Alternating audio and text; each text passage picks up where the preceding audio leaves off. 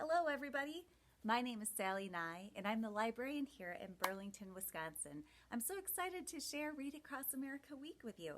Today, I'm here talking about elementary reading and some tools and tricks to use with the kids this week, especially during Read Across America.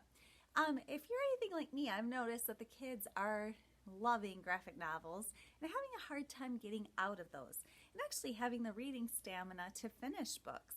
So I've really been thinking about how to pair graphic novels with traditional chapter books and trying to get kids into different sections of the library. Now, I'm going to start with one that I'm sure you've seen your elementary kids reading. Marina Talgemeyer is awesome. She's like our graphic novel queen. And the kids will read these books about 100 times during the year. So I've been trying to think of some books that we can pair with this to try to get the kids out of that section. So some other graphic novels they might like to go to. Sunny Side Up, about a girl dealing with some family issues and kind of that realistic fiction. Act, I'm not sure if they've seen that one yet. Al Defo, about a girl who lost her hearing at a young age and how she's gained a new superpower of her hearing device. She can even hear with the teacher when she goes into the teacher lounge when the teacher forgets to turn it off. And those are some graphic novels that you can lead the kids towards. Chapter books to look at are from people such as Chris Grabenstein. This Home Sweet Motel is about a family who's trying to compete with Disneyland to get people to come to their hotel and to have fun in Florida. Chris Grabenstein works with James Patterson a lot too, and they created the iFunny series. So if your kids like Diary of a Wimpy Kid, they probably like to go into this iFunny series as well. And James Patterson also created the Jackie Ha Ha, which does have a graphic novel now, which is kind of nice to be able to pull over the novel as well. So there's a lot of really funny options that can go along with those books. If the kids are more into the adventurous graphic novels, such as Amulet, by the way, if you haven't read it, this is a fantastic series that the kids should be reading and enjoying. Some companion graphic novels would be Animorphs that could go along with that, and the Monsters and Giants and Dragons Beware series, which is awesome. If they're ready to start moving on, but they don't have quite that higher reading level for those fantasy and adventure books, Dragon Masters is a really fun one. This is a Branches publishing company that has a lot of really readable books for kids, and they tend to really like the books. So look at Branches. It's a great publisher for those books that are just those kids trying to get into those books.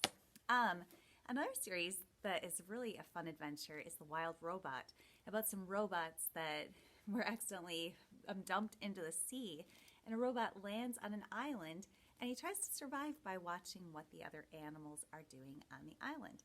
So kids really love this when they get into it. The Wings of Fire series, there's a lot of books here. There are some graphic novel versions of it that can help the kids get into the novels. And some kids in my schools just love getting into the Warrior series, which once again does have a couple graphic novels that they can pair it with.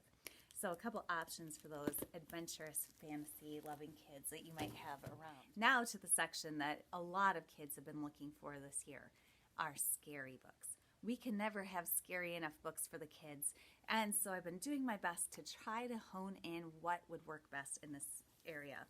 One of my favorite go-tos is the Don't series. I know you look at it, the kids do too, and they're like, Mrs. Nye, I don't think so. But I show them a story and I read it through them, and even my own daughter was obsessed. And each one, the three boys each have a tale about the situation they're in. Like, don't go in the forest, don't open the door. And they're tales from around the world, so it's multicultural, and they're pretty scary. So that's a great series to go to. The Haunted series also has great pictures, and it really captures kids as well.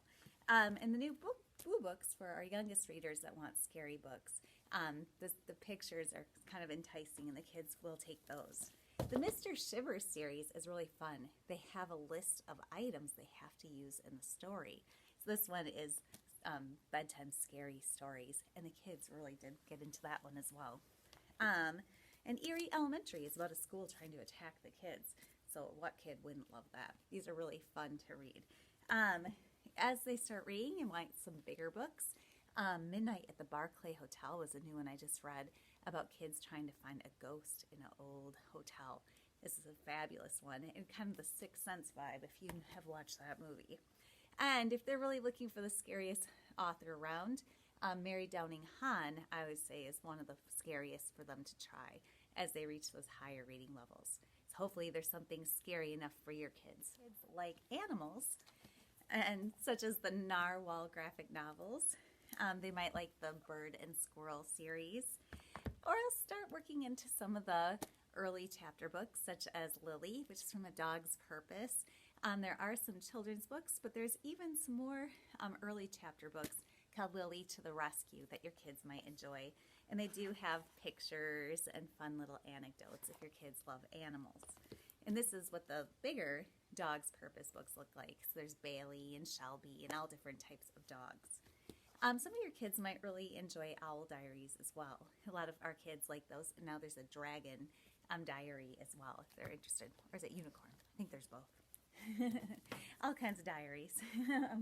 If your kids really like realistic fiction, one of my favorite new early chapter books is Weekends with Max and Dad. If you have any kids that are going through tougher times, such as a divorce, this is an excellent book. It doesn't get into the drama, but just talks about how things are a little different, and now he rearranges his life a little different. Sometimes he's at mom's, sometimes he's at dad's, and he has to get the courage to tell his dad what he really likes. It's a great book, and just learning to find your voice and finding change and how to work with that. A graphic novel that really was fantastic this year was When Stars Are Scattered, about two boys that live at a refugee camp in Africa and just trying to see if their life will ever move on or if they'll be stuck there forever. And if you don't like graphic novels, read this one and you might start to change your mind. Some of our favorite series, such as I Survived, have started going to graphic novels as well. This might be a way to get some kids that are not chapter book readers interested in the series so they can move on from there.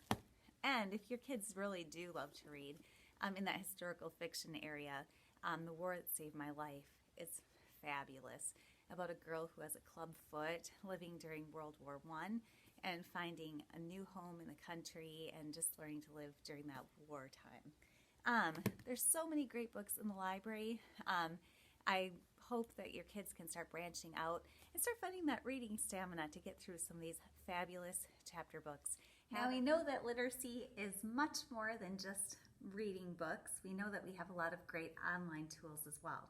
Today I'm going to show you just a couple that are on my Symbaloo that I use with my students. One of them is Sora. If you guys have access to ebooks, that is a fabulous way to go, and sometimes you can get your hands on some of the newest books for your students. Epic is a free resource as a teacher you can use as well. Make sure you get your kids into that. They have fantastic nonfiction books as well as fiction. The thing I'm going to show you right now, though, is Bookopolis, which is a reading log your students can go to, kind of like Goodreads for adults. So you just go to Bookopolis and you set your students up into a classroom. And in that classroom, you can have challenges, you can set up reading logs, you can take a look at the work weekly that your students are doing. So you can see how many minutes they're reading, how many pages they're reading, and you can also go into their individual accounts to see what they're looking for. So I see that Abby was looking at Midnight at the Hotel, and she put that into her reading log so I can see which books she's reading. She's also able to rate them, and she could write recommendations for people. She can write reports. They have different kinds of reports, make book buzzes, do all kinds of fun things. Another thing I really love about Bookopolis is kids can actually get some recommendations when they're done with a book if they need to know what to read next. So they can say what type of book they're looking for, what level book, and it's going to give them a lot of highly rated books that other kids are recommending. I hope you found some resources to help you out today. I hope you have a very happy Read Across America Day, and if you would like another look at some of those resources, check the site out, bit.ly 35FWMSS.